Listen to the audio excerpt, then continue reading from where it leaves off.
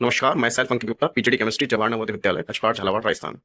आज हम एक छोटी सी डिवाइस के बारे में डिस्कस करेंगे जिसका नाम है रिले।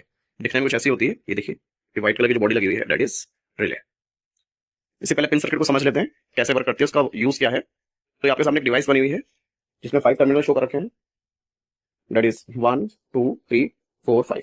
इस डिवाइस में 5 टर्मिनल होते हैं, जिनमें से टर्मिनल 3 को कहते हैं कॉमन टर्मिनल, 4 को कहा जाता है एनसी नॉर्मली क्लोज्ड, और 5 को कहा जा रहा है यहाँ पे एनओ नॉर्मली ओपन। और यहाँ 1 और 2 के बारे में बाद में डिस्कशन करेंगे। तो पहले 3 पॉइंट्स को समझ लेते हैं। जनरली मान लीजिए मैं एक सर्किट ऐसा डिजाइन करता हूँ कि 3 वाला पॉइंट है, इससे बैटरी को अटैच कर देता हूँ, पॉजिटिव को, और बैटरी के नेगेटिव को एक एलईडी से ऐड करता हूँ, एलईडी को नॉर्मली क्लोज पॉइंट से अटैच कर देता हूँ। तो यहाँ एक सर्किट बन जाता है। तो फिलहाल अभी यहाँ से कनेक्ट नहीं है मान लेते हैं। ऐसे एक और सर्किट डिजाइन करता हूँ मैं 5th पॉइंट से, जहां मैं एक एलईडी कनेक्ट करता हूँ और एलईडी को वापस अगेन इस बैटरी से ऐड करता हूँ, इस बैटरी को कॉमन टर्मिनल से ऐड करता हूँ। तो थोड़ा सा ध्यान से देखें, तो अगर मैं कॉमन टर्मिनल को और इस एनसी को कनेक्ट कर दूंगा तो ये वाला सर्किट कंप्लीट हो जाएगा।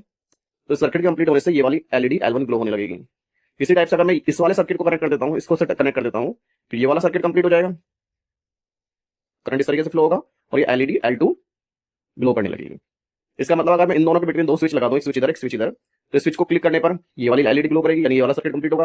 और इस स्विच को यहाँ का स्विच लगा दिया जाए तो इसको ऑन करने पर ये वाला सर्किट ऑन होगा, ये एलईडी ग्लो करेगी।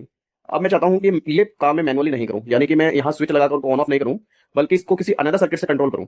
यानी मैं किसी करंट की हेल्प से इस कॉन्सेप्ट को, इस स्विच ओवर को, यानी 4 से 5, 5 से 4 पर जो स्विच ओवर हो सकता है, इस स्विच ओवर को मैं एक करंट की हेल्प से कंट्रोल करूं। तो मान लीजिए मैं एक सर्किट और बनाता हूं जहां L1 से L2 इस वाले सर्किट में करंट फ्लो होती है, और उस करंट की वजह से ये जो स्विच ओवर है, ये कॉन्सेप्ट स्टार्ट हो जाता है। यानी कि अगर इसमें करंट फ्लो नहीं करते हैं तो ये 3 4 से कनेक्ट हो जाएगा और एलईडी 1 ग्लो करेगी।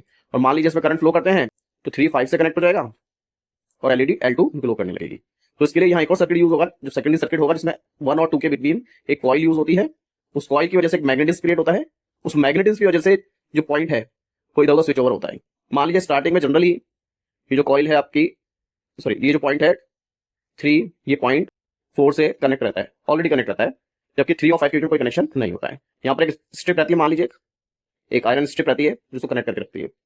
यानी जब ये केवल सर्किट ऑन रहेगा, या कहे तो जब रिले में ये सेकेंडरी 1 और 2 के बीच में कोई करंट फ्लो नहीं होगा, तो ये पॉइंट इस पर कनेक्ट रहेगा और ये सर्किट ऑन रहेगा और L1 एलईडी ग्लो करेगी। बट जैसे ही मैं इसमें करंट फ्लो करता हूं तो यहाँ जो इनके बिटवीन एक कॉइल होगी, मान लीजिए इनके बिटवीन एक कॉइल है, उस कॉइल में करंट फ्लो होने की वजह से एक मैग्नेटिज्म क्रिएट होता है। उस मैग्नेटिज्म की वजह से ये वाली जो स्ट्रिप है ये स्विच ओवर होकर यहाँ आ जाती है।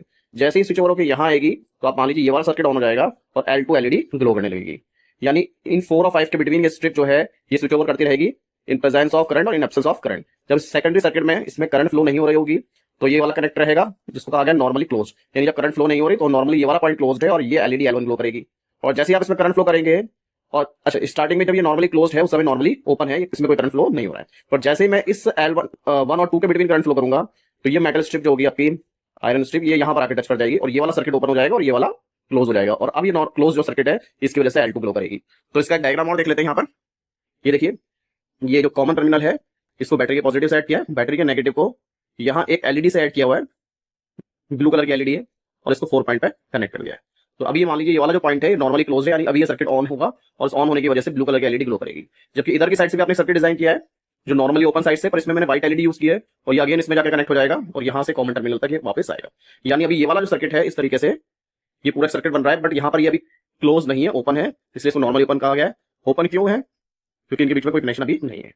अब मैंने यहाँ पर फर्स्ट और जो सेकंड है इन टर्मिनल को भी एक बैटरी से, अनदर बैटरी 9 वोल्ट की बैटरी से ऐड कर दिया है। जैसे इसमें इसको मैं ऑन करूंगा तो उसमें करंट फ्लो हो जाएगी, करंट फ्लो होते ही ये इधर स्विच ओवर होगा। जैसे मैं इसको ऑफ करूंगा तो ये वाला कनेक्ट हो जाएगा। यानी जब ये करंट फ्लो नहीं होगा सेकेंडरी सर्किट में करंट फ्लो नहीं होगा, यानी पॉइंट ऑफ रखता हूं, तो ये नॉर्मली से क्लोज रहेगा और ब्लू कलर की एलईडी ग्लो करेगी। और अगर मैं अपोजिट कर देता हूं कि इसमें से करंट फ्लो करने लग जाता हूं, तो जैसे करंट फ्लो होगा ये वाली स्ट्रिप यहां से उठ के यहां शिफ्ट हो जाएगी, जिसकी वजह से ये वाला सर्किट कंप्लीट होगा और ये व्हाइट कलर की एलईडी ग्लो करने लग जाएगी। क्लियर? इट मींस यहाँ पर नॉर्मली क्लोज में ब्लू एलईडी और नॉर्मली ओपन वाले में व्हाइट एलईडी ग्लो करेगी। इसको प्रैक्टिकली भी ऑब्जर्व